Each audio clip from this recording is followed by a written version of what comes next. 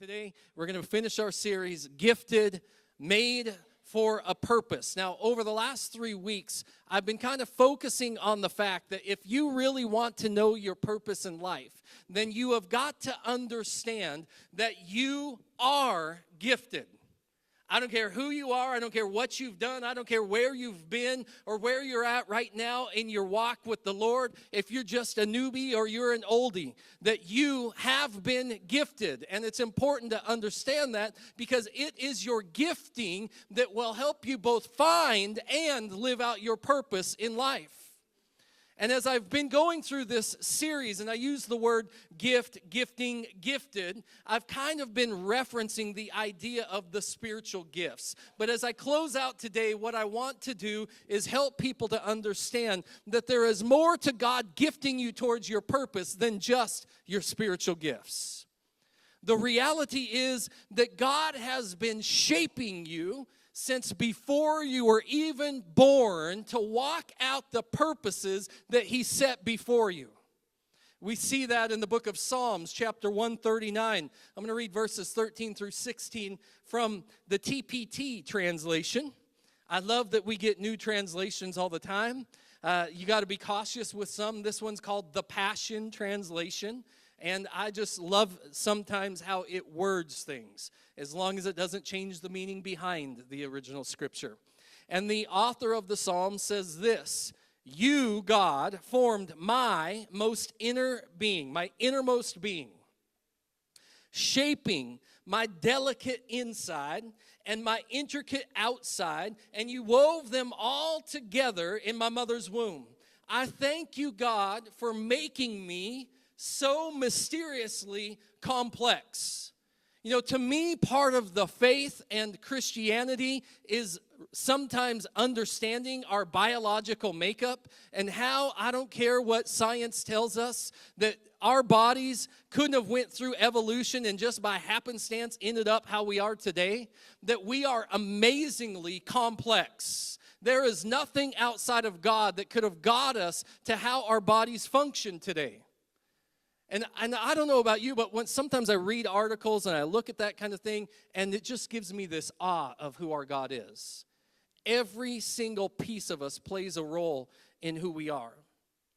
And so the author goes on and he says, everything that you do is marvelously breathtaking. It simply amazes me to think about it. It should amaze us to think about what God has done in our lives. How thoroughly you know me, Lord. You even formed every bone in my body when you created me in the secret place. Carefully, skillfully, everybody say skillful. Skillfully shaping me, say shaping. From nothing to something. You saw who you created me to be before I became me. Before I'd ever seen the light of day, the number of days you planned for me were already recorded. Everybody say planned. They're already recorded in your book. He shaped you and He planned you while you were still in your mother's womb. So in this, he's stating that you're unique. Now, some of us joke that we're a different sort of duck, that we might be odd, that yes, I'm a different personality, that sort of thing. But the reality is that every one of us is unique. Like the goal of church is not for us to all be the same. I believe that God in His greatness created us all unique for a purpose, as we studied over the last 3 weeks, that it's our uniqueness, it's our diversity that helps us function in unity as He desires us to be. Embrace your uniqueness. You know, sometimes there's been people that I think that were put in my life that are unique, and you know, they're very unique, and I don't want to sound mean, but like I think that God put them there for a reason for me, because they're so much different than I am. that their uniqueness rubs me in the wrong way, and God has that person there in their own unique way to help me become more like him, right? We're all unique, we're all different, and we all serve a purpose. And sometimes I think it's important that we are able to embrace that. Like, I know personally that sometimes my personality rubs somebody a certain way. And I will embrace the fact that my personality might rub you in that way. And it's okay as long as we still love each other in the end. Because it's all about making us to be more like Jesus when it's all said and done. He says that you are mysteriously complex. What you don't know is that in context right there, he's describing women.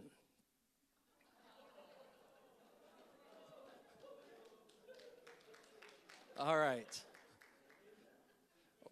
That might be out of context, but we're all mysteriously complex. And that God has shaped you. He has shaped you for a purpose. It says he was skillfully shaping you from nothing to something because he had a number of days planned out for you that are already recorded in the book. He has shaped you for purpose. Now, the fact that God has uniquely shaped you is the gift that helps you live out your purpose in life. And so you might be asking, well, what is my shape? Right? And we look at certain people and we see shapes. We see pear-shaped and we see apple-shaped and we see orange shapes, round shapes. And the reality is that God has shaped us through our life experiences and how he biologically created us all differently. And it is that gift, that shape that helps direct us on our course in life. And that's what we're going to be covering today. Shape, our shape. And this isn't anything new, actually. I think that this sort of teaching originated with Saddleback years ago, and that it's what we get trained in our leadership, discipleship courses when our leadership staff goes over to Capital Christian Center. And it is the vision of the church. It's the direction we're going as we put our discipleship track together, that people are discipled in what it means to be a member of the family of God in 101. Number 201 today is what it means to be a mature Christian, to have disciplines of Christianity in your life, to draw you closer to Jesus and get to know Jesus. And in 301, to help you understand that in all of this, you have a purpose, and that your gifting, not just your spiritual gift, your gifting, your shape that God has given you is to help you fulfill that purpose in this life. So, as our sermon today, we're going to look at the acronym SHAPE. Now, in this, the first two letters we've kind of covered over the last 3 weeks. So quickly, that first letter, S, is for the words spiritual gifts. And these first two letters we really get out of Philippians chapter 2, verse 13, which has kind of been the theme scripture, that God is working in you. If you've received Christ into your life, you've got to understand that God is working in you at all times. And he is working inside of you to accomplish two things. It says that he's working in you, and in working in you, he's put in you desire, and he's put in you power to be able to fulfill what pleases him. Now, something I probably haven't covered as much in the last couple of weeks is that what we have to understand in fulfilling our purpose upon this earth, God has given you a plan and a purpose, and those plans and purposes are good, but those plans and purposes that are good are always actually his purpose. It's his purpose that we're fulfilling. Yes, it's our purpose, but our purpose is to fulfill his purpose upon the face of the earth. And so a lot of times we may think, oh, what's my purpose? What's my purpose? And it's about me. And the reality is that, yes, God has given me a purpose, and I want to fulfill my purpose upon the face of the earth, but the only way I fulfill my purpose is by fulfilling his purpose. And so when he's working things out inside of me, he's given me the power and the desire to be able to fulfill that purpose. And that power is our spiritual gifts. As I've described over the last few weeks, the Bible says that the same power that raised Jesus from the dead now lives inside of you and me. That's an amazing thing. You did not have this power before you accepted Jesus Christ into your life.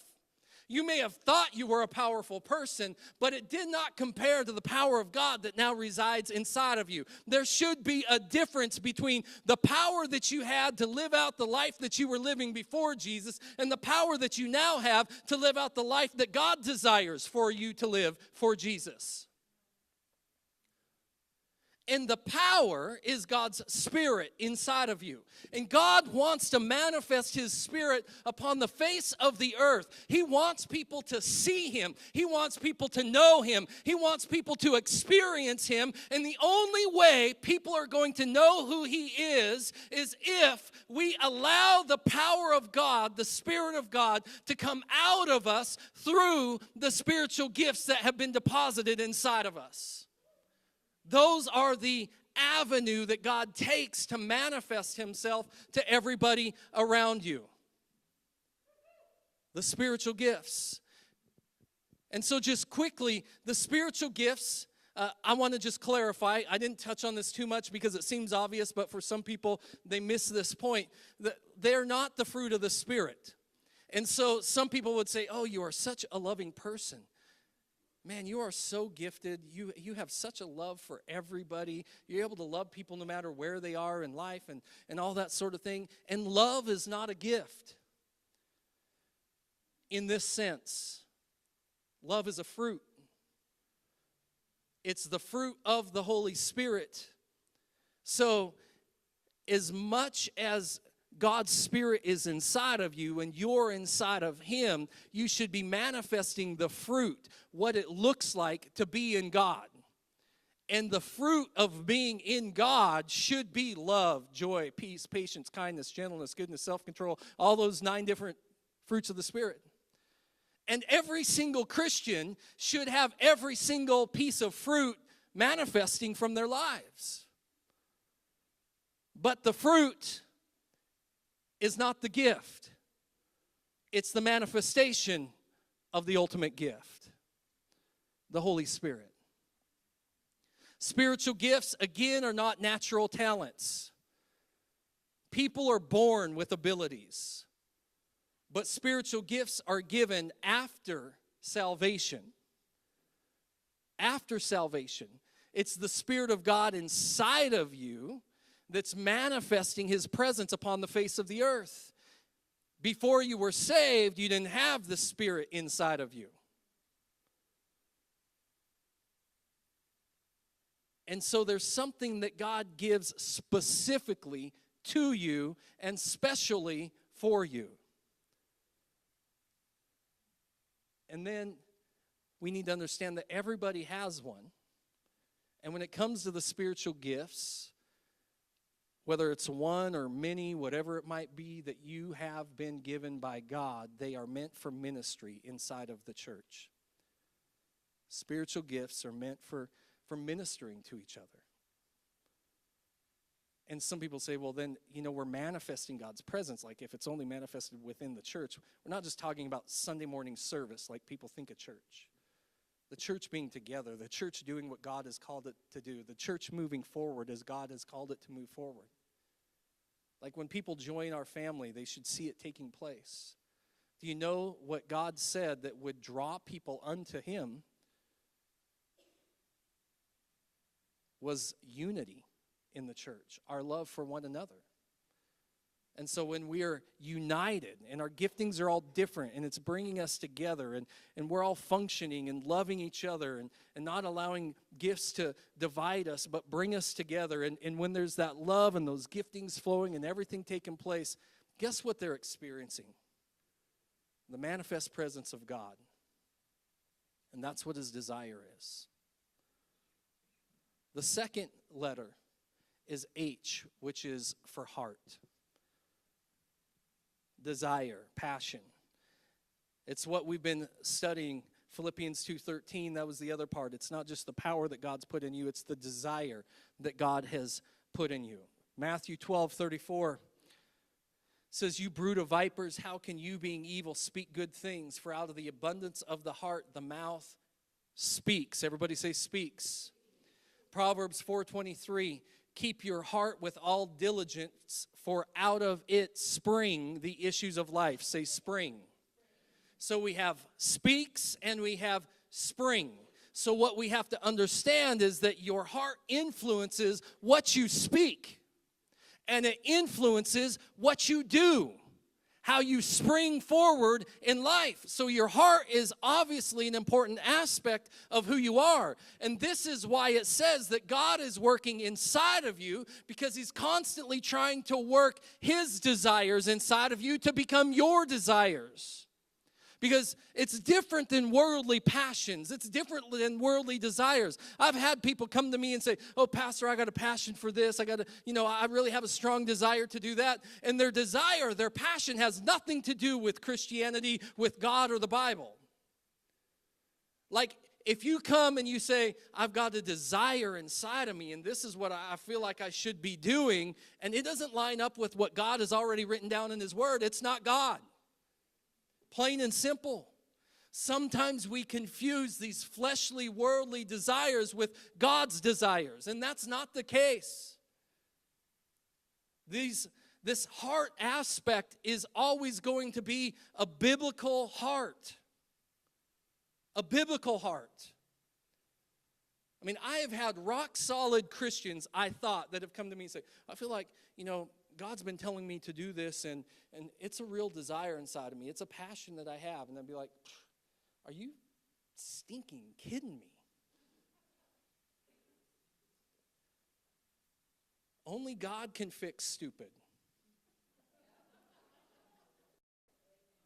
Now, the phrase is, you can't fix stupid, but God can fix stupid. But you got to listen to God. Because if what your desire is, what your passion is, isn't lining up with his word, then it's not him. Your biblical desires, somebody hear this part. Biblical desires, godly desires that he's trying to stir up inside of you are always to help you fulfill God's work upon the face of the earth. It will always guide you closer to what he wants you to accomplish. So you have to ask yourself, when you get a passion or a desire inside of you, where is this leading me? Where is this taking me? Is it taking me towards God? Is it taking me towards fulfilling his purpose upon the face of the earth? Or is this going to take me away? I mean, like, we all get desires and passions. I mean, let's be real. A few years ago, we went ziplining in Maui, and, all of a sudden I got a passion for ziplining. Woo, that was fun. Right? There's an excitement. I love to zip line. Come back to the Silver Valley, and there's a zip line in Wallace, and we go up there and we try the zip line in Wallace just because there's a zip line, and woo, that's fun. There's a desire, there's a passion. Now when I see a zip line, I want to ride on the zip line. Like, it's something that you want to do. Does that necessarily mean that it's a godly desire inside of me? A godly passion? No, it doesn't. It's just something that I enjoy. There's a difference. Has nothing to necessarily do with God. Like, it's okay to have fun in life, don't get me wrong, and God has no problem as long as it's not going against his word or his way or what he wants you to do or accomplish. But that doesn't necessarily mean it's a God thing. However, let me flip it on you.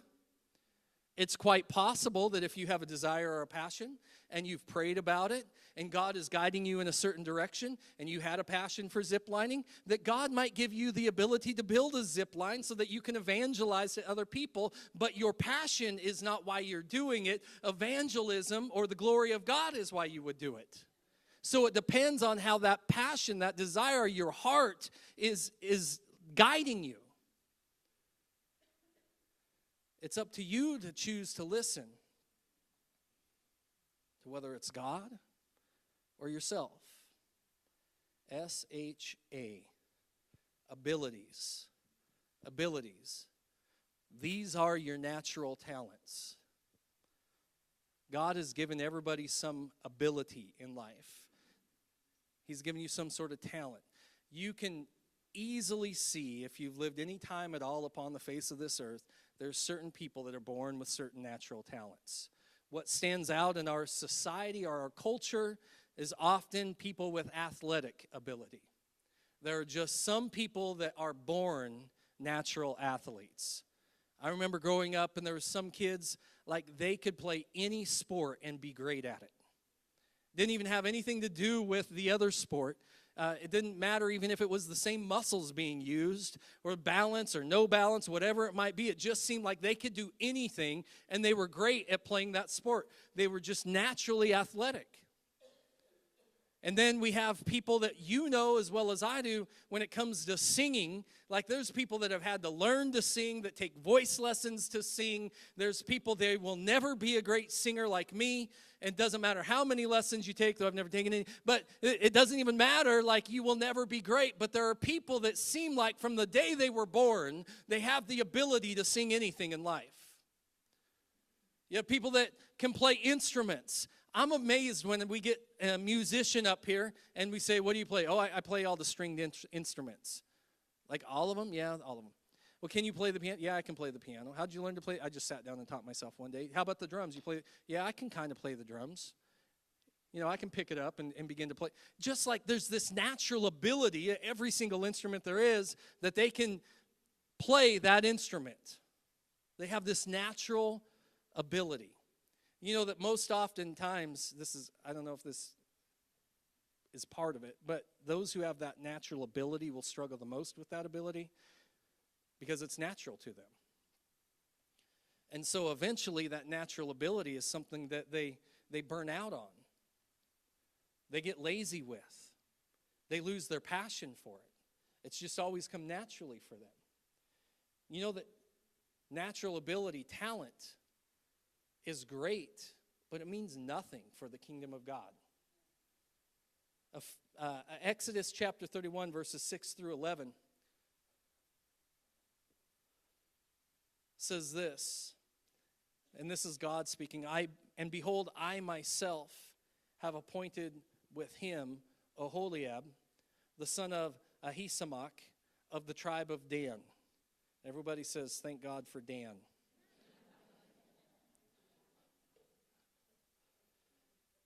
And in the hearts of all who are skillful, I have put skill, that they may make all that I have commanded you. Then he goes on the next several verses, 7 through the first half of 11, describing what it is that he's calling these people to make. They're going to make the tent of meeting, the ark of the testimony, the mercy seat upon it, all the furniture of the tent. We're talking about the Israelites who have just been rescued from slavery, right, in Egypt, cross over the Red Sea. They're going in the desert, and God wants them to build a tabernacle, a place that will hold his presence.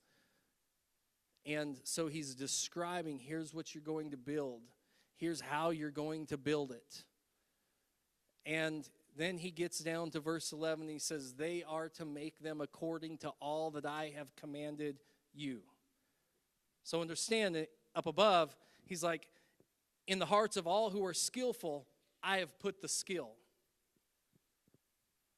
That could be like a cool phrase in today's world.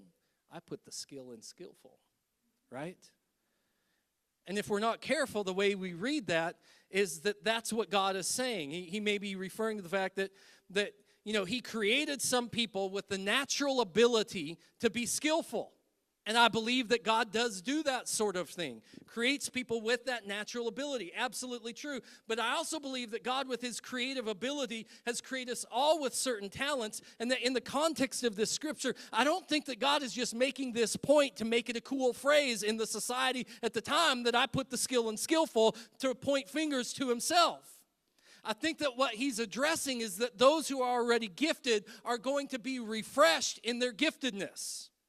Because without a shadow of a doubt, Oholiab was more than likely a skilled craftsman while he was in Egypt.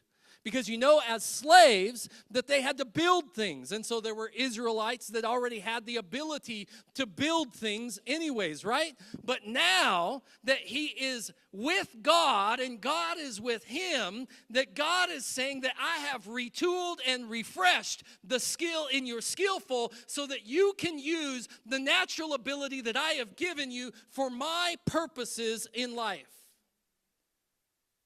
Follow me. So somebody is a slave in a foreign land, living a life that is not satisfying, that is disappointing. They've got a skill in life, and they're serving, but it's draining them. What purpose is my skill for? What is my life for? All of a sudden, they meet their Maker.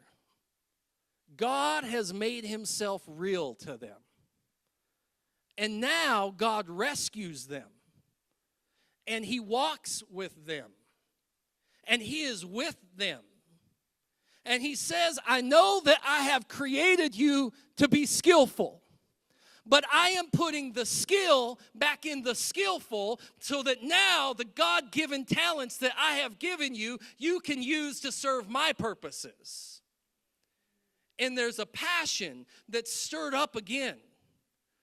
There's a retooling that takes place because there's an understanding in the person that has met their Creator that I no longer am purposeless in my skills, but now what I do for his glory. You see people that come to the Lord and they've sang all their life and they have a natural ability. But when they come to Jesus, there's a refreshing and a retooling that can take place when they surrender to his will for their lives, because now they're not just singing, they're singing for the glory of God. You have people that are craftsmen and they've just naturally been great at what they do all of their lives. And more than likely in their greatness, they've had a little pride that comes up because it's them that is good at what they do. But they come to Jesus, and all of a sudden there's a reality check that it's not me, that since I've been in my mother's womb, there's a God who intricately worked in my inside and my outside to make me who I am today and given me these abilities. And now I'm understanding that it's not for my own pride, but to glorify the God who has given me these things. And the thing is, we all have been given talents in life. And the truth is, like, sometimes I still wonder what mine is. But I know that whatever it is that you do, that you glorify God in what you do. Whatever your talent is, we're all skilled in some aspect when we come to the Lord. And it's the Lord that will put the skill back in the skillful heart so that now our abilities might glorify who he is as we walk out his purposes on the face of this earth. Abilities. S.H.A.P.E. Personality. Personality. You guys want to sing the song with me? Personality. Personality. I don't know the song. Yeah. I just know the two words, but here's the bottom line. Everybody's got personality, right? Even if you're known as somebody with no personality, that's still a personality. When it comes to personality, I believe that our personality is made up of a couple things: genetic predisposition and social influence. And what that means is that biologically, you were born with certain traits that would lead to you having a certain personality. And that as you were raised as a child, more than likely by the people who helped contribute to your personality traits, that the social influence of those people will bring that personality out of you. So if you were raised by your parents and your parents happen to be extroverts, there's a great chance that because you have a predisposition to being an extrovert, that your extroverted parents will bring that extroversion out of you as you get raised. It doesn't have to be that way, but it is often that way. The other thing is that you may have a predisposition to being a pessimist. And the reality is that if you're then raised in a pessimistic home, guess what you're going to probably become? Pessimistic. And guess what your challenge will be in life? Often, you'll think that your challenge is your personality. But the reality is this, to some extent, I mean, those things can be for you or against you. And a lot of times, like, we fight our personality, or why did you give me this personality, God, or that sort of thing. But the reality is that I don't think that God wants to change your personality as much as he does your character.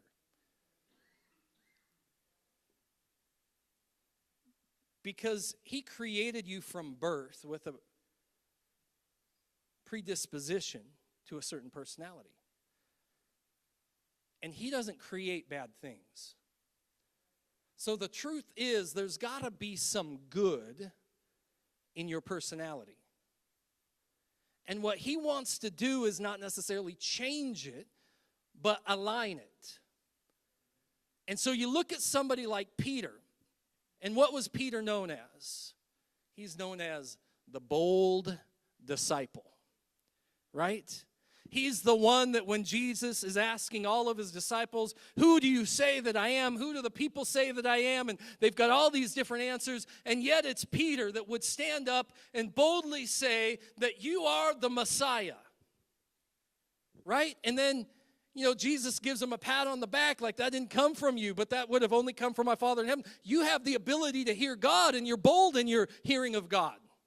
You spoke that forth. And then what do we know? But a few sentences later, Jesus is describing what's going to take place to him. And Peter stands up and he's like, that's never going to happen to you as long as I'm here, Jesus. And he says, get you behind me, Satan, because now all of a sudden Peter in his boldness is speaking the words of Satan. Like, he's bold in both ways, but there's still something missing in his character, right? That would cause him to hear God and yet still be listening to the enemy at the same time. And then you have the Peter that stepped out of the boat to walk on water, right? And so sometimes Peter gets a bad rap. Like, Peter is, the one that was walking on water, and he took his eyes off of Jesus, and he began to sink, and Jesus had to reach out and rescue him. But there's 11 other disciples that are still sitting in the boat while Peter in his boldness decided to step out and try and do what Jesus was doing. He was bold in his faith. And then when Jesus is getting arrested, I don't even know if all the other disciples around Jesus at the time even had any weapons, but a bunch of soldiers show up. Peter has a weapon. He pulls his sword out. I don't care how many people are here, and he chops the ear off of a soldier. That's bold. I'm going to lay my life down. And then yet at the same time, while Jesus is going through the trials before he gets put up on the cross, he has these people saying, oh, Peter, he's one that's been with Jesus. And Peter boldly denies, so much so that basically he tells a little girl to go to hell. That's what it says in the original language.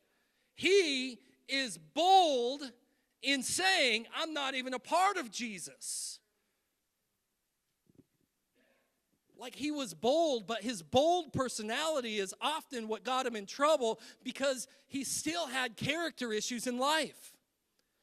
But then Jesus ascends into heaven, and Peter listens to what the Lord tells him to do, and he joins the upper room with all of the other disciples and the 120 people that were still gathering together in the name of Jesus. And he says, there will be one that is greater, the Holy Spirit, and he will come down upon you, and he will fill you, right? And so they know they were praying that tongues of fire lit upon them, that they were baptized in the Spirit of God. The Holy Spirit filled them up. They began to speak in tongues of other languages. And then while they're all in there glorifying God with their other languages, with their other tongues, everybody outside can hear what's taking place. All they know is that in their own language, they hear all these different people glorifying God. It's great to glorify God, but that should go a step further. Why are you glorifying God? So Peter, in his boldness, out of 120 people, 120 people who had just been empowered by the Holy Spirit. Peter is the one of the 120 that steps outside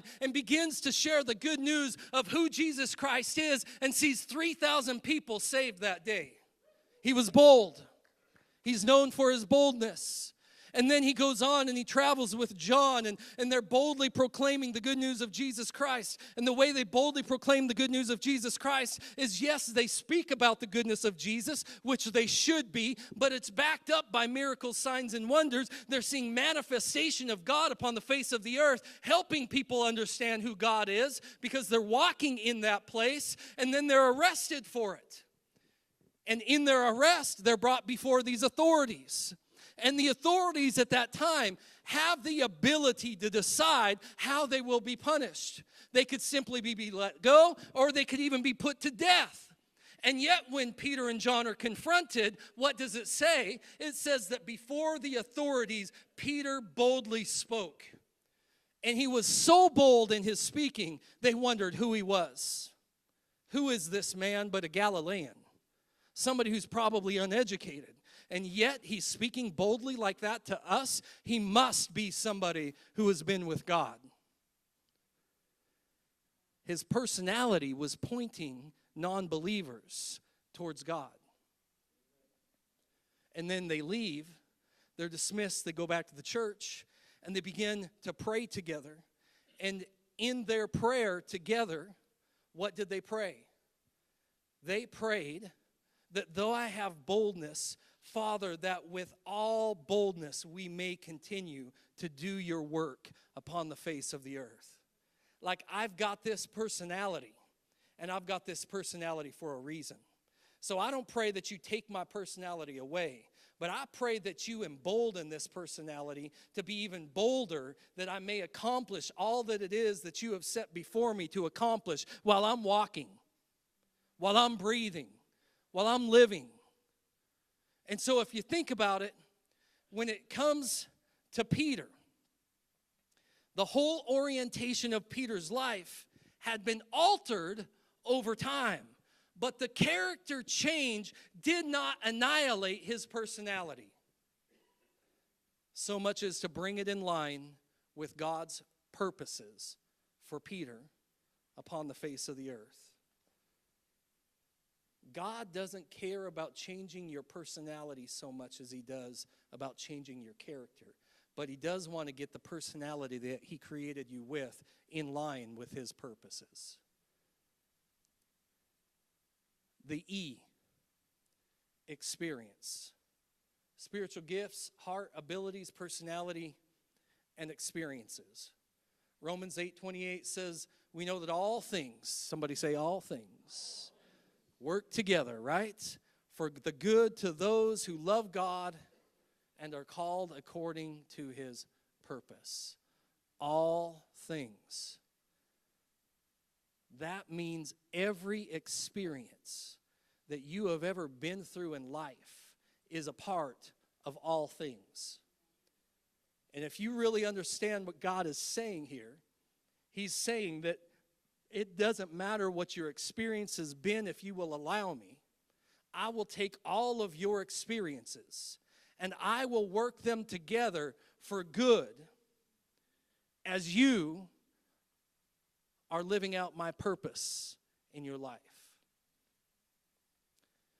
You know, when we go through 301 class, we try to give people an idea of what experiences we go through in life. And so there's 5 different types of experiences. You have educational experience. And it's not so much as how educated you've become, how educated you is, as much as what subjects stirred you when you went through school. Because you know, like some people, they're stirred by math. Like they're calculus geniuses, right? And people like that, I don't even know who they are. They confuse me. But that's their experience, and that's their desire, and that's their passion. That's what stirs them. You know, some people in their educational experience, like me, I like history. I like sociology. That was my second major in college, sociology. I also liked the other classes that I took, like bowling, step aerobics, weightlifting. All those are great college classes. And though it's funny, I look back on my educational experience, and all of those things that I had a passion for, that I enjoyed doing, helped shape me into who I am today. My educational experiences. The second one is my vocational experiences. What jobs have I done in life? More importantly, what jobs have I done that I've enjoyed? And even more importantly than that, what jobs have I done that I've enjoyed, that I've been successful at? Where has God blessed me? And you know, I haven't had a lot of jobs over my lifetime, but I can always look back, and I can look at a job like this. I didn't necessarily want to be a salesman when I was at Dave Smith's for several years. I didn't desire to be a salesman. I didn't go to school to be a salesman. In fact, I hated being a salesman. But I can look back now and I can see what is it in that job that God used to get me to where I am today. And where it was is it was teaching me how to build relationships with other people. And you know what I miss about a job like that? Is the relationships. God used my vocational experience to get me to where I am today. The third experience is my spiritual experiences. When it comes to my spiritual experiences, what have been the most meaningful or decisive spiritual experiences in my life? You should have some spiritual experiences in life. What are the most meaningful? What have been the most decisive? I know one of them for me, if you've been around here very long, you've heard me talk about this, was when I was coming back to the Lord and I was still unsure, but I was at least going back to church in my uncertainty. I went to Promise Keepers in 1996 in Seattle, Washington. And I remember thinking, do I really want to live this life? Do I really want to do this? Like, I don't get the whole church thing. It's kind of boring to me. It still feels purposeless. But I go to Promise Keepers in 1996, and I see a stadium of 60,000 men sold out with their arms in the air, praising God together.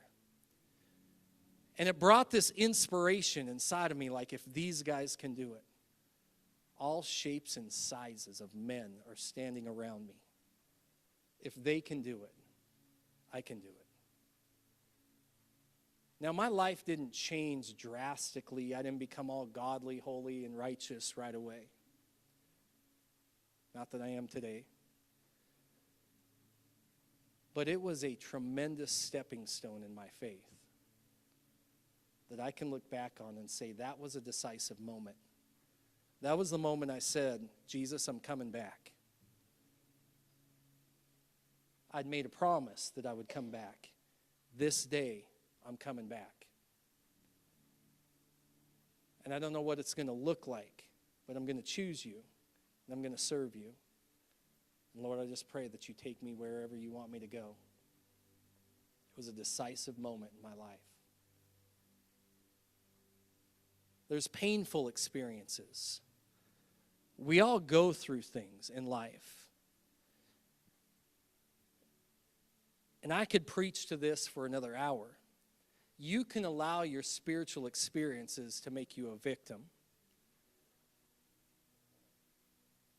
Or you can rise above them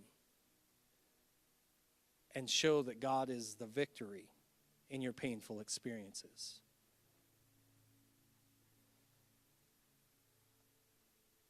Just like anybody else, I've been through painful experiences. And yet I would never want people to think I'm a victim in any way, shape, or form. Because if I'm a victim, I'm being influenced and controlled by something else in my life. And nobody will influence me or control me but God and His goodness. God didn't want me to be destroyed by those painful experiences. He didn't want those. But the enemy came to destroy life. And people in their own free will influenced those painful experiences in my life. sometimes my own stupid choices created those painful experiences in my life. And the enemy wants to guilt me. He wants to shame me. He wants to condemn me. And so you can live in that. But the reality is that with God in your life, you're not meant to be a victim, but a victor. And what the enemy meant for evil, God will turn for good. So I think about back to the fact, and you guys have probably heard me share some of this before, years ago when I was young and little, I was molested. And I never really talked about it at all in my life. And it wasn't even until I became a pastor that God brought my awareness to everything that had taken place. And he said, this is what you're going to use to minister to the people that you counsel with. So many people that I counseled with over the years have suffered from molestation. And God has shown me, don't waste a pain. Don't waste a pain. Don't be ashamed of it. Don't be condemned by it. Don't let it go to waste. See, the enemy wants to destroy you with that pain. And his purpose is to wipe you out. But #fake news. I'm not going to be defeated. God will allow me to speak forth the trials and the tribulations I've endured to see other people rise from the ashes. Your painful experiences should be something that you wear, in a sense, as a badge of honor. You know what? I was once an addict, but I am no longer. And I know where you're at right now in life. And God can do great things for you and in you. I was once a divorcee, and the enemy may want to defeat you because that's what you're going through right now. But I tell you that you can overcome even this, as lonely as you may feel right now. I'm not saying I was divorced, by the way. The trials we go through. Doesn't matter what it is that you've been through, as long as you overcome it on the other side and use it for the glory of God. Your painful experiences shape you. Finally, your ministry experiences. Where have you served God in the past? You know why I would say that is because God typically gets a hold of you right where he needs you to be. And where he got a hold of me is in my desire to serve others.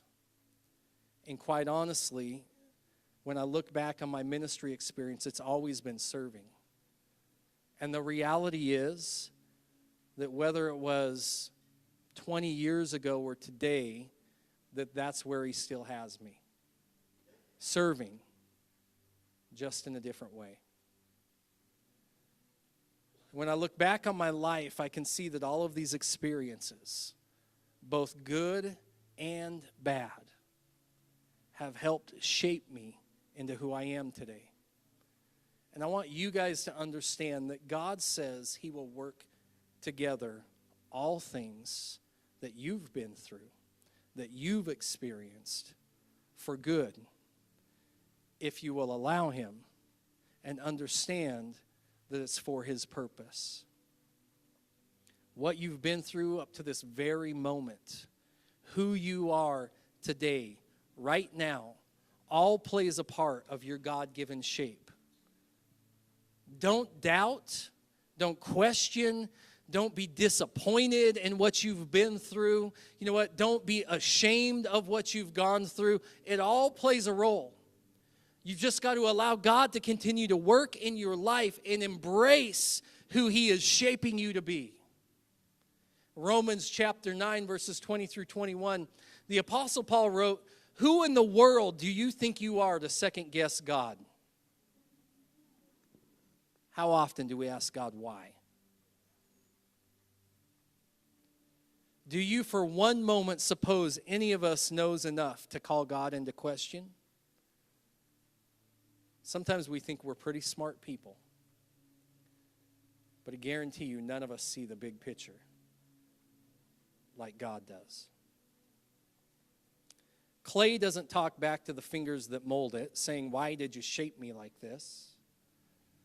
Isn't it obvious that a potter has a perfect right to shape one lump of clay into a vase for holding flowers and another into a pot for cooking beans?